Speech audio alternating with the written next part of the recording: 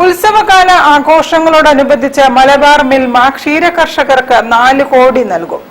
നിശ്ചിത ഗുണനിലവാരമുള്ള പാലിന് ലിറ്ററിന് 2 രൂപ അധിക പാൽവിലയായി നൽകാനാണ് മിൽമ ഭരണസമിതി തീരുമാനിച്ചത്. ഉത്സവകാല ആഘോഷങ്ങളോടനുബന്ധിച്ച് മലബാർ മിൽമ ക്ഷീര കർഷകർക്ക് അധിക പാൽവിലയായി 4 കോടി രൂപ നൽകും.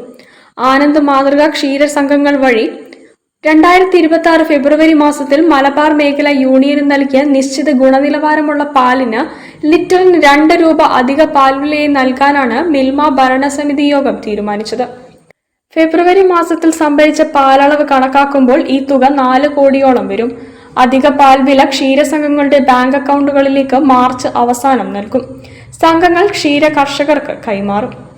ഈ സാമ്പത്തിക വർഷം ഇതുവരെ അധിക പാൽവിലയായും കാലിത്തീറ്റ സബ്സിഡിയായും 49 കോടി രൂപ മലബാർ മിൽമ ക്ഷീര കർഷകർക്ക് നൽകിയിട്ടുണ്ട്. ഇപ്പോൾ പ്രഖ്യാപിച്ച അധിക പാൽവിലയായ 4 കോടി രൂപ കൂടി ചേർന്ന് 53 കോടി രൂപയോളം ഈ സാമ്പത്തിക വർഷത്തിൽ ക്ഷീര കർഷകരിലേക്ക് എത്തിച്ചേരുമെന്ന് Milma chairman KS Mani, managing director KC James എന്നിവർ അറിയിച്ചു. News bureau, Kozhikode. സമസ്ത പൊതുപരീക്ഷാ ഫലം പ്രസിദ്ധീകരിച്ചു.